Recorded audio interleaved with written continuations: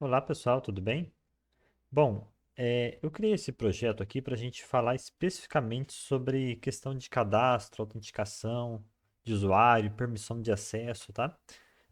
Não é o mesmo projeto que a gente trabalha nas aulas presenciais, né?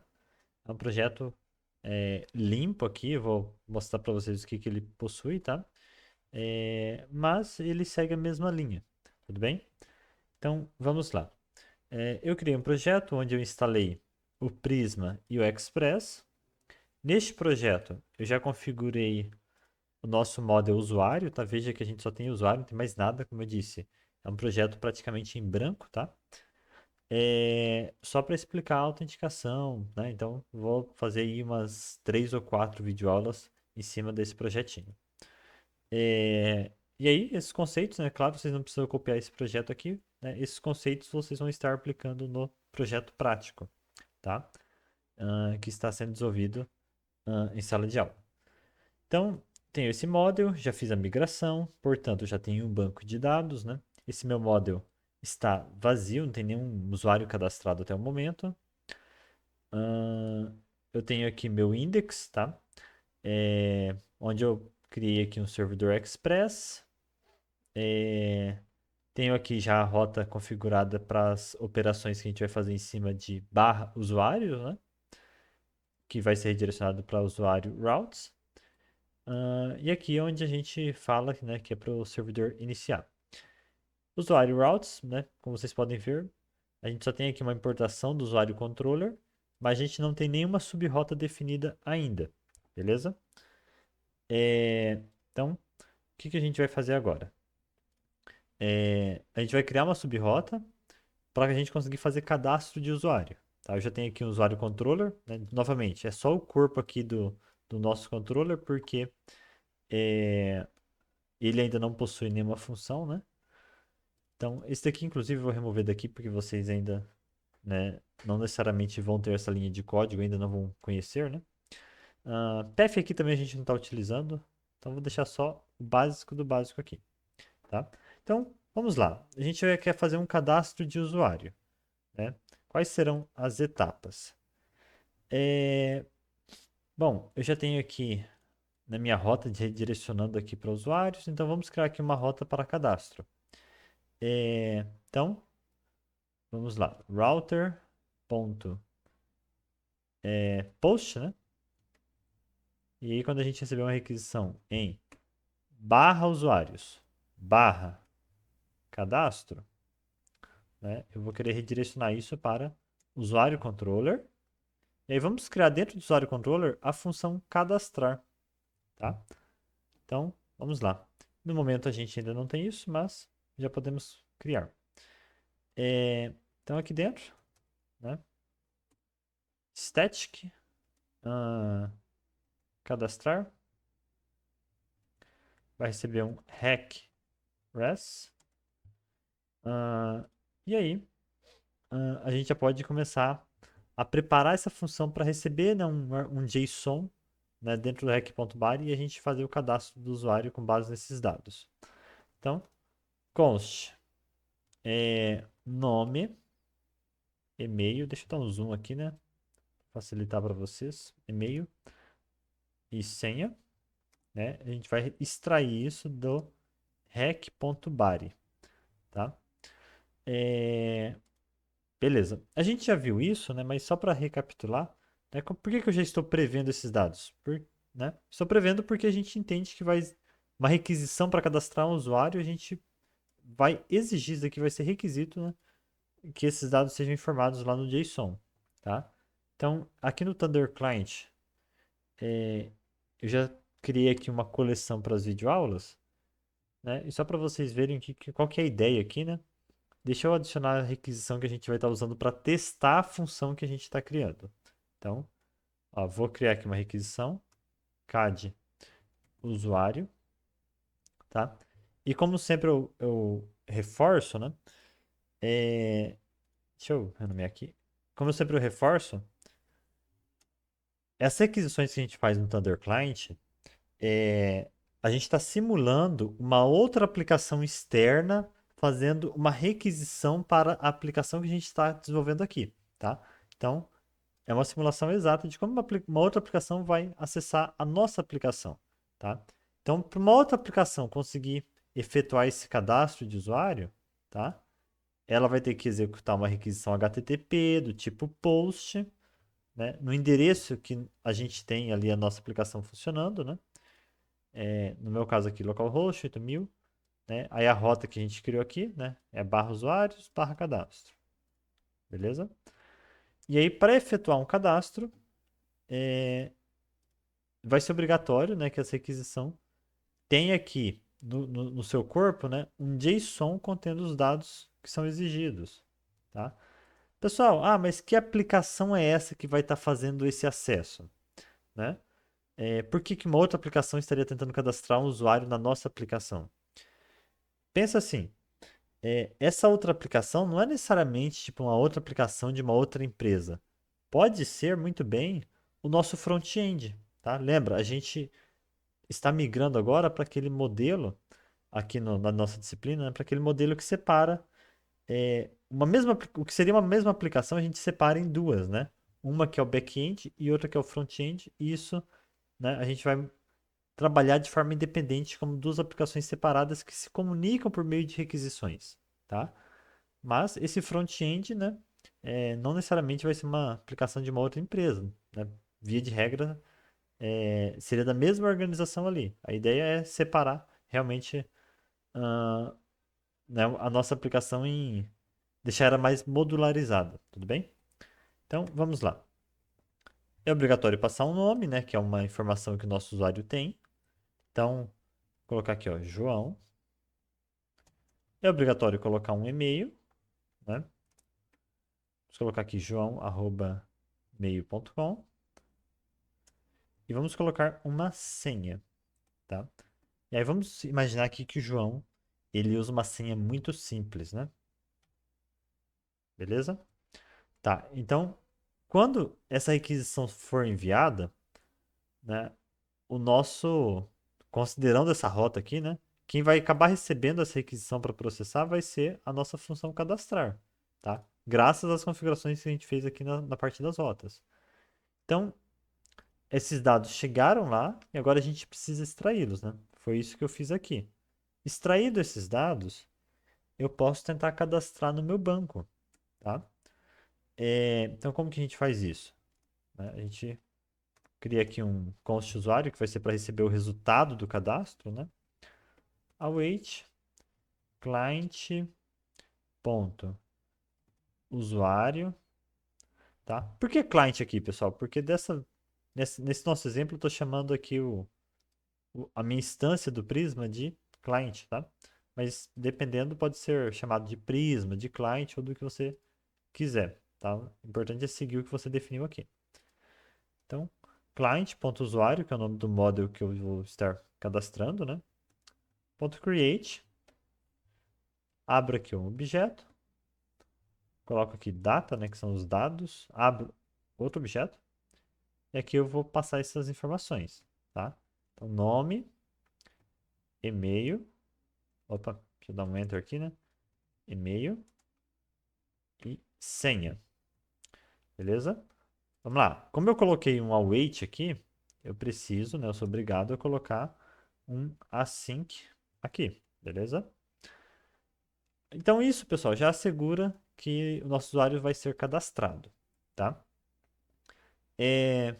Agora, para não deixar, né, a requisição sem resposta, né, vamos colocar aqui um JSON devolvendo aqui o ID do usuário que foi cadastrado.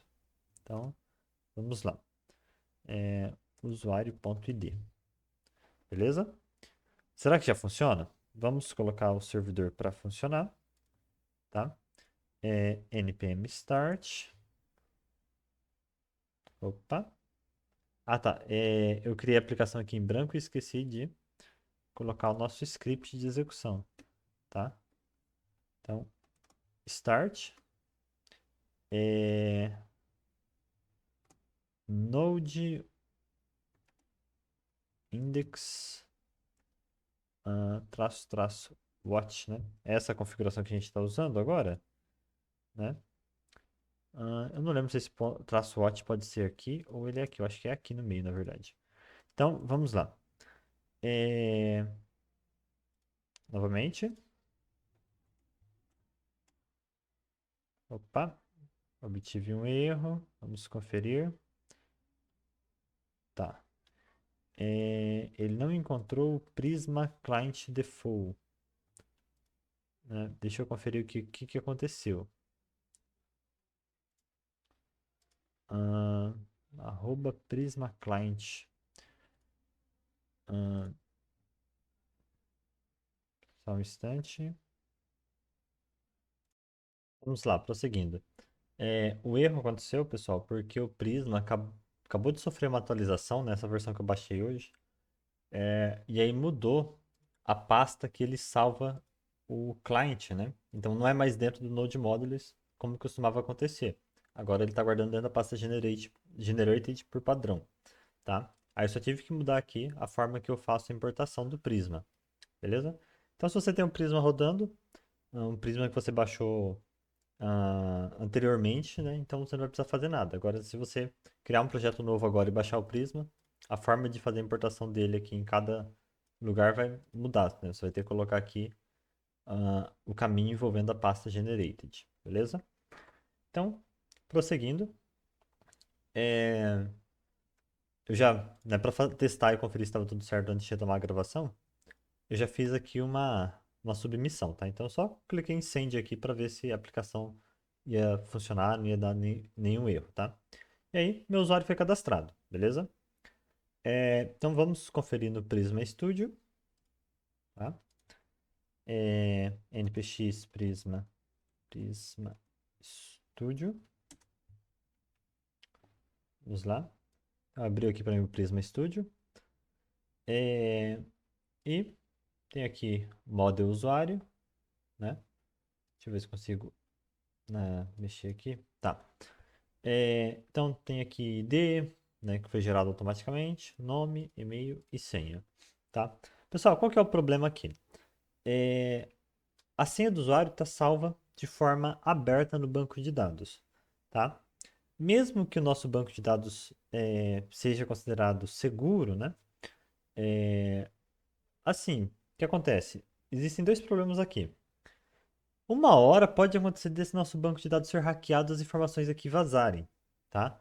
E aí, do jeito que está, a senha vai vazar e a pessoa, o hacker que conseguir roubar esses dados, vai conseguir pegar esse e-mail e essa senha e se autenticar como se fosse o usuário, tá? Esse é o primeiro problema. Qual que é o segundo problema? É um funcionário da empresa que mantém esse sistema que a gente está trabalhando aqui, ele pode, de forma mal intencionada também, né, pegar e a senha de algum usuário, né, que ele queira prejudicar e fazer e se autenticar, né, com aquele usuário e fazer alguma coisa, tá? Pensa assim, ahn, às vezes, né, dentro de uma empresa aí de software, né, alguma coisa assim, ahn, né, na parte de informática pode ter muita gente passando por ali, muitas pessoas com acesso, né, e não seria interessante que as pessoas conseguissem visualizar a senha também do usuário, tá? Então, essa daqui não é a forma correta, tá? A gente precisa tratar a senha do usuário de forma que ela não fique exposta, tá? Nem mesmo para os próprios funcionários aqui da empresa que gerem esse sistema, tá? Então, como que a gente vai fazer isso? Vamos lá um pouquinho de teoria. É, Pessoal, a forma correta é você não salvar a senha do usuário, mas sim é, o hash da senha, né? Que é uma espécie de criptografia. Tá? Como que funciona? Vamos lá. O usuário digita o e-mail e a senha dele, tá? O e-mail que o usuário digitou, do jeito que foi digitado, vai ser armazenado, tá? Então a gente não precisa fazer nenhuma alteração com relação ao e-mail, tá? Agora, a senha é o seguinte. O usuário digitou aqui a senha, por exemplo, né, Opala 1979. A gente vai passar essa senha para uma biblioteca que vai criar um hash dessa senha, né? O hash é uma espécie de informação criptografada, só que a diferença da criptografia convencional, né, é que na criptografia convencional a gente consegue criptografar e descriptografar, tá? Aqui, essa tecnologia de hash é um pouco diferente, tá? Por quê? É, porque o hash ele é de mão única, a gente só consegue, né, criptografar. Não existe processo inverso de descriptografar. Então a gente cria um código, né? A partir da senha do usuário a gente vai criar um código, né, que é como se fosse uma impressão digital. A gente vai salvar somente a impressão digital da senha, tá? É, Então veja só. Por enquanto vamos ignorar essa questão do salt, tá? Depois eu volto aqui e explico. Então, a gente vai salvar somente o hash da senha do usuário, beleza? É, E aí, né? A gente vai ter lá no banco de dados, né? Um código todo esquisito aqui que vai estar constando como senha. Não é a mesma coisa que o usuário digitou, né? Ah, o usuário digitou aqui essa senha, mas a gente vai ter armazenado, né? Esse código aqui, tá? E para fazer a autenticação depois, o que que vai acontecer? Como que vai ser o processo, né? De novo, o usuário vai digitar e-mail e senha, né? O e-mail vai ser verificado, né? Ah, existe algum usuário com esse e-mail, né? Aí vai encontrar o João aqui, tá? Mas a senha, vamos lá, o usuário digitou aqui a senha dele novamente. Essa senha está no banco de dados? Não, né? Lembra que a gente não salvou a senha do usuário, né? Ó, o que a gente salvou aqui, ó, na operação de cadastro, não foi a senha do usuário, mas sim o hash da senha, né? Então, quando o usuário digitar a senha dele, novamente para fazer login, o que que vai ser feito? É, Vai ser calculado novamente, né, o hash dessa senha. E aí, né, lembra, o hash é como se fosse a impressão digital. Então, o mesmo hash que foi gerado dessa daqui vai ser gerado aqui, tá? Então, sempre que você coloca a mesma informação, o hash resultante vai ser igual, né? Agora, se você alterar algum detalhe na informação, o hash vai ficar diferente. Então, você colocou ali a senha, né? O usuário coloca a senha, vai ser gerado o hash dessa senha e o hash dessa senha vai ser comparado com o que está lá no banco de dados, tá? Se foi o mesmo hash, né, a mesma impressão digital, tudo certo, o usuário está autenticado. Só que aí, pessoal, existe um detalhe a mais. É, Tem usuários que vão lá e colocam senhas muito simples, né? Deixa eu trabalhar aqui com vocês, deixa eu mostrar para vocês como que é o hash mais ou menos, né? É... Super Data Science, tá? Pessoal, só para vocês terem uma ideia do que é esse tal desse hash, né? Vamos lá. Sempre que eu escrevo aqui alguma coisa, né? Vamos colocar aqui ABCD, né? A gente consegue tirar um hash desse conteúdo, né? É como se fosse a impressão digital dessa informação, desse conjunto de caracteres, tá? Observem. Se eu altero aqui uma simples letra, né? Tá? Observa o hash, eu vou trocar esse C por B. Olha lá. Mudou completamente a impressão digital da nossa informação, né? Ou seja, o hash aqui ficou totalmente diferente, tá? Mas se eu volto aqui para C novamente, a gente retorna para o mesmo hash, né? O que eu quero dizer? Apesar de que pequenas alterações alteram a hash completamente, quando a gente coloca o mesmo valor, peraí, 1, 2, 3, 4, 5, 5, 6, 7, 8. Se eu coloco o mesmo valor, ó, para, ó, apaguei, voltei, apaguei, voltei. Tá? Quando eu coloco o mesmo valor, o hash é sempre o mesmo, tá? Isso é o que a gente fala que é uma propriedade determinística, né? Porque a mesma informação sempre gera o mesmo hash. Isso por si só, pessoal, parece já que deixa a nossa senha segura. Mas aí, qual que é o problema? Há usuários que deixam senhas muito fáceis, como esta, tá? E aí, uma senha muito fácil, o que acontece? Para um hacker, é, essas senhas mais óbvias, ele vai ter já uma tabelinha, né? Um banco de dados ali próprio, né? Que indica, olha, essa hash aqui, ela é correspondente a essa senha, tá? Isso não vai acontecer para senhas que você vai lá e customiza certinho. Agora, para senhas meio que padrão aí, senha que várias pessoas usam iguais, simplesmente transformar em hash não seria suficiente, porque se essa senha, se esse hash aqui, ó, né, vazar e for de uma senha muito simples, o hacker ele vai conseguir identificar um padrão aí, né? Então o que que a gente faz?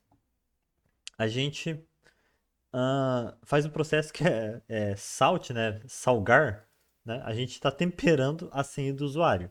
Ou seja, vamos supor que para qualquer senha que o usuário digitar, a gente vai colocar aqui algum valor aleatório, tá? Então vamos colocar aqui, por exemplo, sei lá, isso daqui. Então a gente mistura a senha do usuário com um valor meio aleatório. Por quê? Mesmo se ele colocar uma senha muito óbvia, no nosso sistema ela vai ser mesclada com uma outra informação que aí vai gerar uma hash que não vai corresponder a nada que o hacker possa ter já é, catalogado. Tudo bem? Então, vamos voltar aqui e vamos ver agora o processo de forma mais detalhada, né?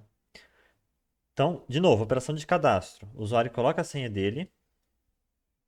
é, Aí a gente vai utilizar a biblioteca bcrypt para calcular o hash, tá? E junto da senha que o usuário digitou, a gente vai misturar aqui um salt, tá? Que é o quê? É um valor aleatório, né? A tradução disso aqui seria sal, né? Porque a gente está temperando a senha do usuário. Mas um... a gente vai adicionar um valor aleatório aí. E aí o hash vai ser gerado não somente com base na senha do usuário, mas também com base nesse valor aleatório, tá? E aí, esse valor aleatório, tá? Mais o hash que foi calculado vai ser armazenado aqui no banco, tá? Então vamos imaginar que o valor aleatório para a senha do João aqui, que foi gerado ali na hora que estava sendo cadastrado, foi esse daqui, ó. Essa primeira parte. E aí, isso é armazenado junto com o hash em si, beleza? Então, repara, esse hash, ó, aqui ó, bb8907, ele foi gerado da mistura da senha do usuário com esse valor aqui que é o nosso valor aleatório, tudo bem? O que é interessante, né? Isso garante que mesmo se dois usuários no meu sistema usar a mesma senha, o hash vai ficar diferente. Por quê? Porque cada um vai ter o seu próprio valor aleatório, seu próprio salt, beleza?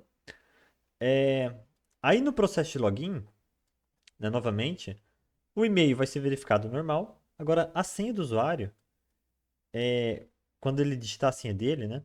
A senha dele vai passar aqui, de novo, pela biblioteca bcrypt.js, que vai comparar, né? Vai comparar a senha que foi digitada com o que está lá no banco. Só que ele não vai comparar só a senha. Esse algoritmo ele é preparado já para fazer isso daqui, ó. Ele vai verificar se o hash da senha que o usuário acabou de informar aqui, tá? Essa senha, lembra, pode estar correta ou incorreta, porque o usuário está tentando fazer login, tá? Então, vai ser calculado, vai ser, né, gerado o hash da senha que o usuário acabou de informar agora com o salt. Onde o salt está? Tá lá no banco de dados, né? É essa primeira parte aqui da senha, tá? Esse primeiro bloquinho aqui da senha. Então vai ser gerado o hash disso que o usuário acabou de digitar com o salt. E o hash tem que gerar exatamente o que está aqui, tá? Então agora é o processo inverso, né? É como se a gente estivesse tirando a prova, né? Ah, daquela informação, né? Na matemática isso tem um nome, né? Quando você, tipo, você fez uma operação de adição e aí depois com o resultado você consegue fazer uma subtração para verificar se, né, você está tirando a prova para ver se aquele resultado está correto, tá? Não lembro qual que é o nome disso na matemática, mas é a mesma ideia, tá? Primeiro a gente tirou a hash, a gente salvou aqui, ó, o salt mais o hash. Agora a gente está verificando se a senha mais o salt gera o hash que foi salvo, beleza? E esse é o processo, pessoal. A gente consegue garantir que nem a senha do usuário seja salva, tá? Se dois usuários colocarem senhas iguais, lá no banco de dados vão estar guardadas hashes diferentes, tá? E ainda assim, mesmo com tudo isso, a gente consegue fazer um processo de login eficiente e né, que consegue sempre verificar se o usuário está realmente logado ou não. Beleza? Beleza. Agora, como que a gente coloca isso no código, né? A parte de colocar no código, na verdade, é mais simples do que o conceito em si, tá? Então, professor, não entendi o conceito, achei muito complexo. Bom, você está no curso técnico, tranquilo, não vejo problema, tá? É, mas como que a gente faz? Fazer, vocês vão ter que fazer, né? Então, como que a gente faz isso? Bom, agora, né, eu já instalei o Bcrypt, será? Deixa eu conferir aqui. Ainda não, né? Então, deixa eu parar o Prisma Studio. Eu vou executar aqui um npm i bcrypt js. É uma biblioteca pequena, então ela instala bem rápido, tá? E aí, eu posso vir aqui no meu controller, colocar aqui na primeira linha a importação do bcrypt js. Bcrypt js recebe require bcrypt js. Tá. Agora, a gente vai fazer o seguinte, a gente vai gerar primeiro o salt, né, que é aquele valor aleatório. Bcrypt js.get salt, perdão, get não, né? Gen salt sync, ele vai gerar um salt. E aqui, pessoal, posso colocar um grau de aleatoriedade, né? Normalmente a gente coloca 8. Se colocar um valor baixo, ele fica menos aleatório e mais leve. Só que se a gente coloca um valor muito alto, ele vai ficando pesado para ser gerado, tá? Vai ficando pesado assim de processamento mesmo, tá? Então normalmente a gente coloca algo entre 8 e 10. Então, agora que eu tenho o meu salt, né? Eu posso, né? Lembra? Gerar a minha hash.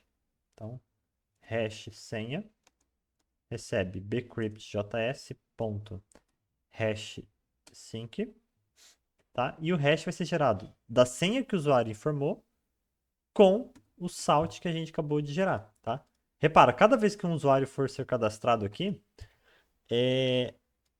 vai ser gerado um valor aleatório diferente, tá bom? E aí, pessoal, geramos aqui então o hash da senha. Lembre-se, este hash da senha está guardando o quê? Ele está guardando o salt, né? Junto com, é, junto com o hash em si, né? Igual eu mostrei aqui, ó. Né? Ele vai guardar o salt com a hash específica, tá? Então, agora, em vez de guardar a senha que o usuário digitou, eu vou guardar como se fosse a senha, né? O hash da senha. Tudo bem? Vamos lá.